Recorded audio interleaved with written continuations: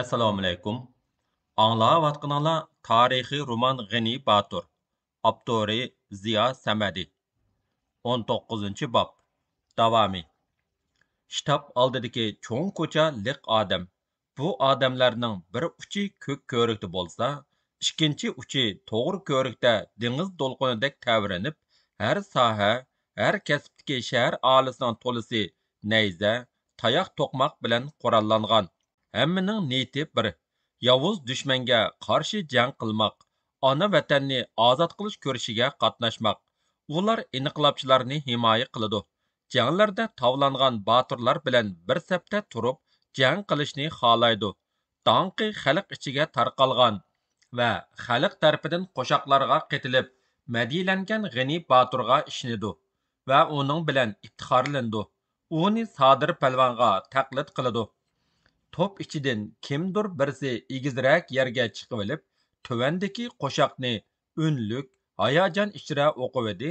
Xalq durrida shu tarafga og'di. Olti botur ichida G'ani kamdak margan yo'q. Ming chirik besib kelsa, Nilqa shahrni bergan yo'q. Qazonlar qaynab tashdi, Xitoylar haddidan oshdi. G'ani botur chiqib kelsa, haram boqqa qarab qochdi. Ajabmu yarışıptı G'anikamning tumig'i, Xitoylarni yo'qotgan jangchilarning cho'mig'i. Yasha, yashab ket, G'anikam yashsun. Qalblarni yirib chiqqan bu yalqunliq so'zlar yiroq-yiroqlarga anglandi. Birer yuzcha otliq jangchini agashtirgan G'ani Batur qo'mondonlik shtabidan chiqib keldi. Xalq to'pi ichidan G'ani Batur, ana bizning Baturimiz degan tovushlar ko'tarilib, bayotinqi g'ulg'ula birdan jimib, hammaning diqqat nazari G'aniga tikildi. Yo'lbos misoli ola otga mingan G'ani Baturning hayvatlik salopati, jangovar qiyofatidan har kimni surib bosatdi.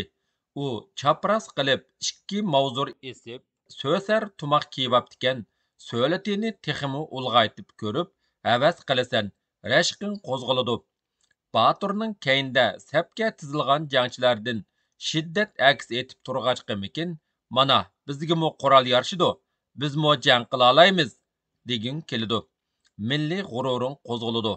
G'ani Batur o'ynoq itini to'xtatib, uningga zo'qlanib qarab turishgan xalqqa nazar tashildi va shu an uning ko'nglidan bizning kuch quvvatimiz xalq degan dona iboralar kechdida vujudiga yangi kuch quvvat quyulgandek his qildi.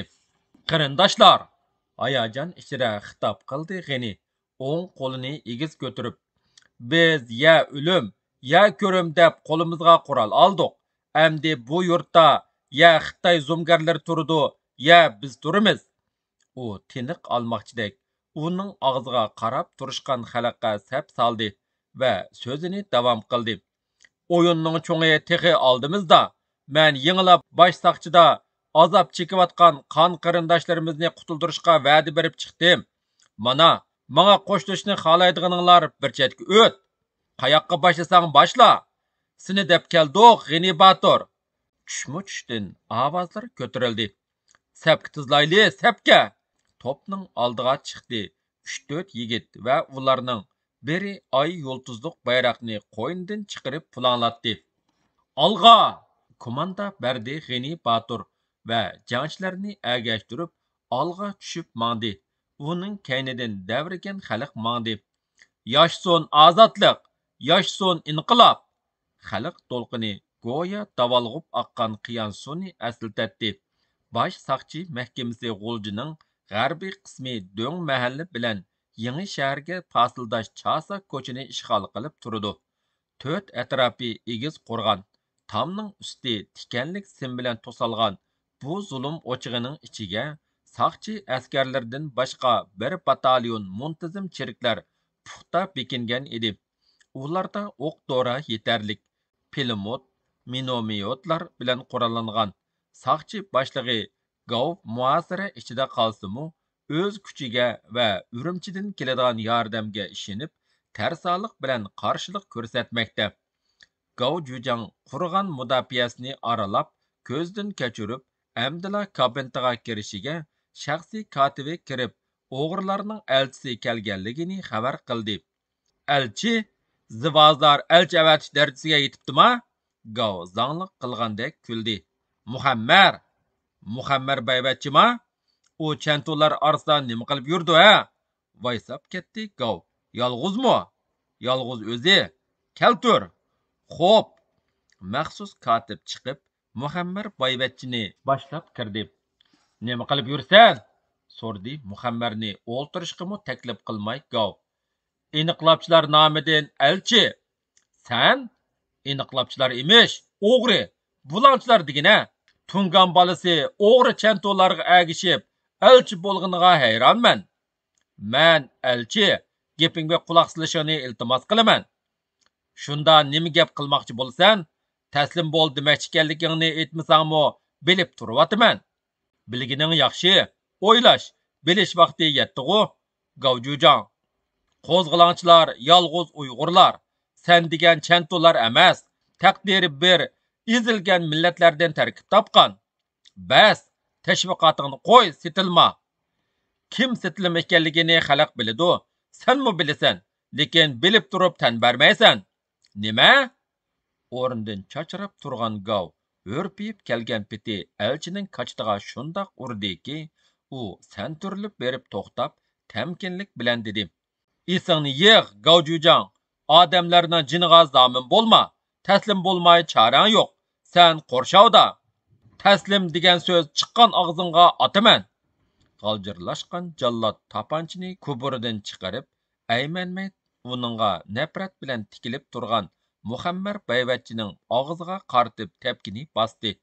Qonga milinib texi jon uzalmay, tipirlab yotgan jasadni qo'rg'on temidan ortildirib, o'g'irlar tarafga tashlashni buyurib, hech narsa ko'rmagandek keresoga o'ltirib, sigaretini tutashtirdi va gundixona boshlig'ini chaqirib, mahbuslarni tizimsizla bir chetdan o'ltirishga qotilona buyruq berdi Gov. Gomindangchilarning bosh soqchi mahkamasi 4 tarafdan qo'rshovga ilindi. Oldingi sapga qurolliq jangchilar, ularning keyniga qilich nayza, tayoq to'qmoqlar tutgan fidoyilar tizilgan. Hamma sanjoq hujum boshlanishini kutib turmoqda. Bir necha cho'ng kichik jangchilar, bir qadar tajribaga ega bo'lishgan qo'zg'olonchilar dastlabdagidek tavakkulchilikdan, odamni o'rinsiz chiqim berishdan saqlanishga, ham hujum, ham mudofaa qilishni o'zlashtirishga boshladi. Bosh soqchiga hujum boshlash oldida G'ani, Fatih, Rahimjon, Qosimjon va Abbosovlarning maslahati bo'yicha Muhammar bayvatchini elchilikka kirgizgan, lekin oqibat yuqorqidek bo'ldi. Elchining qonga milangan jasadi ularning ko'z oldida yetibdi.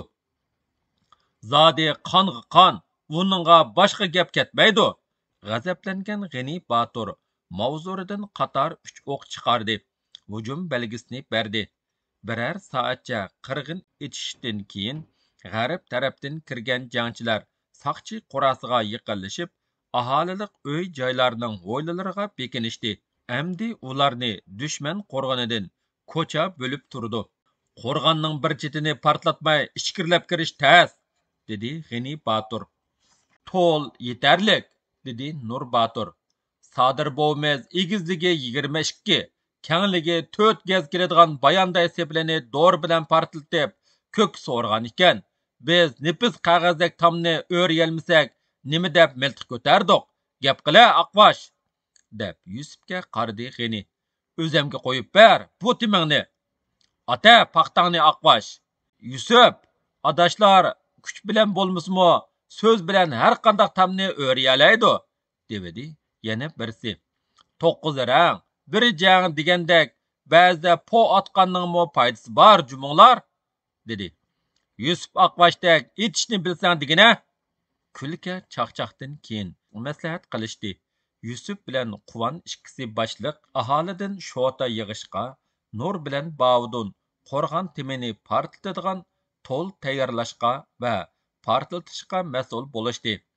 Amdi, dedi vazifa taqsimotidan keyin G'ani, hujum o'tgan vaqtimizda ko'ch cho'gilab, o'giz otlab avar bo'lmaslik uchun qo'rg'onga yaqinroq uylarning tomlarini teshib, shu to'shiklardan sug'urlar inidan chiqqandek tuyuqsiz chiqib, şotalar bilan qo'rg'onga yamasa oson bo'ladi.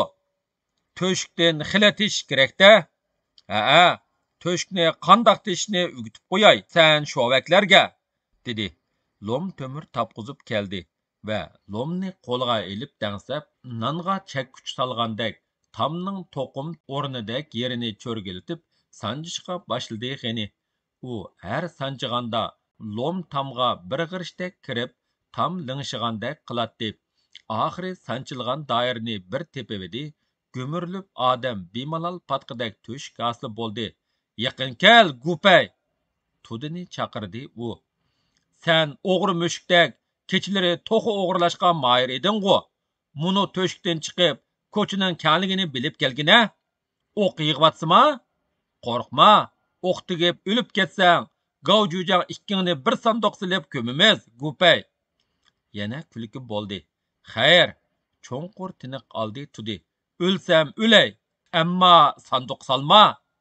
G'ani Batur degandek to'rt oyoqlanib, to'shikdan mushuk siyoqi chiqdi Gupay va hayol qolmayla qaytib bo'yliga kirdi. 8 g'uloch deb kiyimini qiqishtirdi. 8 g'ulochni 8 atlab berib, qo'rg'on temiga yamishimiz. Xitob qildi G'ani.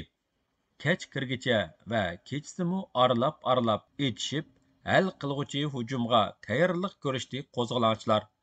Tong saharda gümbirligan portlashdan derizlar jalaqlab, shahar xalqi uyg'onib ketdi. Kuchlik portlashga o'lishibla, cheriklarning yurgini mujivatgan qudratlik hurra yangridi. Jangchi va fidoyilarning bir qismi portlangan qo'rg'on yo'chug'idan ichkirlab kirsa, yana bir qismi shotalar orqali qo'rg'on ustiga chiqib, mangdigan oduqqan cheriklar ustiga yo'lvos kabi etilib, dast ko'tarib yerga atatdi. Ori bilan bedi sanchigandek, ishtik bilan sanchib, piqirtib tashlaydi. Qo'rg'on ichida bo'lsa, to'shqon qo'g'lagandek, cheriklarni surib yurib, o'qini zoya qilmay, nayzilab, cho'maq to'qmoqlar bilan urib, so'qib ujuqtiradi. Qo'l ko'tarib taslim bo'lganlar oz emas. Ularni qo'ylarni haydagandek haydab aparib, bo'sh qolgan gundaxonga, zindonga qamab qo'yishdi. Soy teshidek yotgan o'liklar, engirgan, yig'ilgan jonlar gomindangchilarning hokimiyat qo'rg'oni bo'lgan bosh saqchi mahkamasining ichi go'yo qushxonga aylangan ediki, bu qirg'inning sababkori Xitoy mustamlakchilari zumagar muthamlarga ming la'nat. O'ziga tamanno qilgan takabbur gavjujang jang dahshatidan qo'rqib ketganlikdan telefon nogini tutgan peti qetib qapti. Tunigunla yuzlagan odamlarning ma'sum jonlarini bir ig'iz so'z, bir imzo bilan judo qilishga qodir va qudratiga ortiqcha ishindigan bu hukmdor G'ani Batur, Nur, Baudullar besib kirgan chog'da shu bechora holatda edi. Nihao gavjujang, ayni zivoza layla, deb kirib keldi G'ani. Ayni sakratdiki og'riqdek holsiz tovush chiqardi gov va birdan G'anining oyog'iga yiqilib, butqa sig'ingandek bosh qo'yishga boshladi. Muhammarni nima qilding? Ayyo! G'ani govning og'ziga mavzurni tanglishiga nur tutib oldi. Bu jallod ko'p sirni biladi, hozircha otmayli, dedi. G'ani Nur Baturning so'zini rad qilmadi. Uning esiga muhim bir ish kelgan bo'lsa kerak. Ehtimalim kayniga keskin burildi-da, sirtqa qarab yugurdi. Saqchining ichi uningga tonish. Bu yerda necha qatim mehmon bo'lgan. Shunga udul gundaxonga kirib, texicha taqoqliq turgan kamerlarning quluplarini etishga boshladi. Har bir atqanda bir qulub sharaqlab ichilatdi-da, taqatsiz talmurib turishgan mahbuslar eshiklarni tepib ichib, do'kurlab chiqishib, ozod qilg'uchilarning bo'yinlariga esilatdi, yig'lishatdi. Bu turkumdiklar o'limdan amon qolgan baxtlik jonlar, qolganlarchu yuzlagan qarindoshlar qani? Tirik qolg'uchilar ichidan izdegan odamini topolmagan G'anining ko'zlariga g'azab qini quyilib, uning ko'ziga na jangchi yo'ldoshlari, na tirik qolgan mahbuslar, na asirga tushgan cheriklar ko'ringay. Nur, Bavdun, Yusuf, Qusan va boshqa yo'ldoshlari Yordamchilari uningdan nimalarnidir so'ragandek bo'ldi-yu, lekin javob ilisholmadi. G'ani ularni ko'rmaydi, anglamaydi. Uning g'azabnak uzoyidan har kim ayminib, yaqin kelishdan qo'rqib, nima bo'lgandi degandek bir-biriga taajjub ichra qarashatdi. G'ani chiriklarning jasadlarini atlab o'tib, orqa qo'raga kirdi. Dahshat, axlat to'kadigan cho'nqur godang, o'liklarga to'shqan bu dahshatlik manzarani ko'rgan G'ani Batur murdadek qetib qoldi. Uning keynidan yugurishib kelgan yo'ldoshlari dong qetib qilishdi. Mahbuslar chepilgan, jaduda boshlari to'g'ralgan. Munu alomatni ko'ringlar, qarindoshlar, deb yig'i aralash vaqirdi beri. Hammaylar shu tarafga yugurishdi. Og'zi tugman tosh bilan bostirilgan, quduqning ichi liq to'lgan o'lik. Bularning hammasi tirik bo'yicha tashlanib, tunjuqtirib o'ltirilgan. Avloddan avlodga la'nat ketgur, qonxo'rlar! Xitoy zolimlarga la'nat nafrat va qarg'ishlar yog'di. Quduqdan o'liklarni chiqarishga boshladi jangchilar. Shu oraliqda mayaga kelinglar, mayaga! Ot qura tarafdan ovoz chiqdi. Qo'ylarni ko'ganligandek mahbuslarni bir-biriga matab bo'g'izlash uchun qizilma girvigiga yotqizgan ekan, odam qiniga bo'yalgan 6 jadu qator turibdi. Jallodlar bularni o'ldirishga ulgurolmay, o'zlari badar qechishqanlikdan xili odam tirik qopdi. Ko'ganliganlarning ichida ba'zilarini jangchilar, yor birodarlar, qarindoshlari tonib, ularni boshlarida ko'tarib degidek ilib ketishdi. G'ani Baturning izlagan qadinaslari bular ichidami yo'q. Sarjondek tizilgan godandagi o'liklar ichidami yo'q. Quduq tegdimi ya? Bu taxminidan yuragi yig'ib cho'chib ketdi. G'anika! Baudunning yig'i aralash zori uni texmu cho'chitayotgan edi. Baturning, palvonning, qaysarning beshi qayg'andek bo'ldi. Kimlar uni shuncha ruhiy, vijdoniy azobga silayotgan? U nima shuncha azoblandi, qiynaladi, asabiylandi? Bir tuqqan akalari Ahmad yoki Ilammu, yoki dil asrori Muhammadjonmi, ustozi Nusrat Xalfatmi?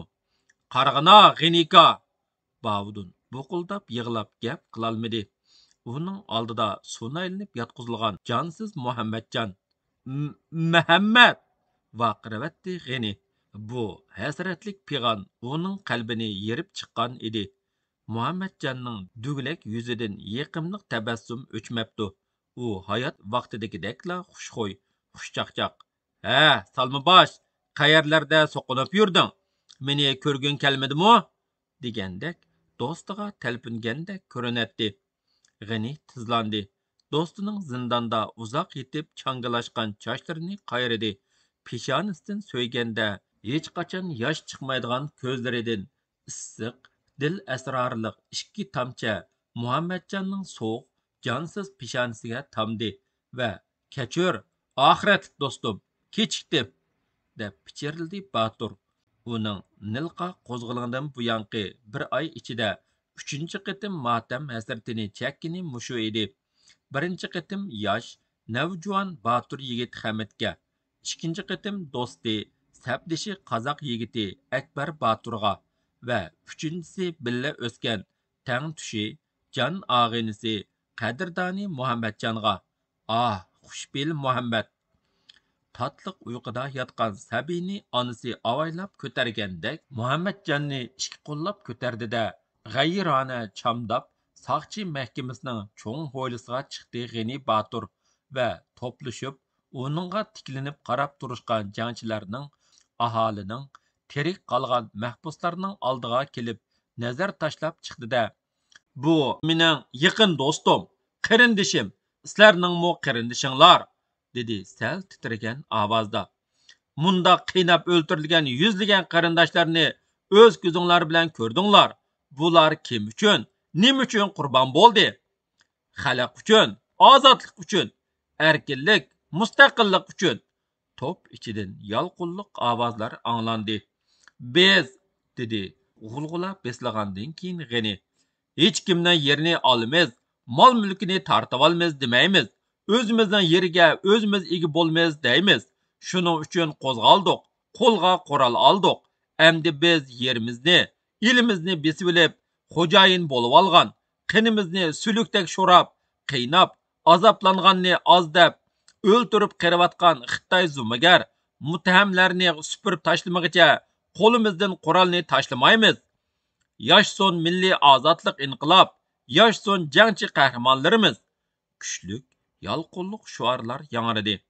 G'ani Batur Muhammadjanni dafn qilishni Bavdunga topshirib, itiga mindi va jangchilarni dushman hisobiga yangidan qurollangan fidoyilarni radga tizdi.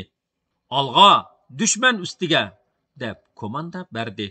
Uning keynidan sapga tizilgan xalq qo'shoni jangovar shuarlarni yangrtib alg'a bosdi. Alg'a, g'alba siri alg'a!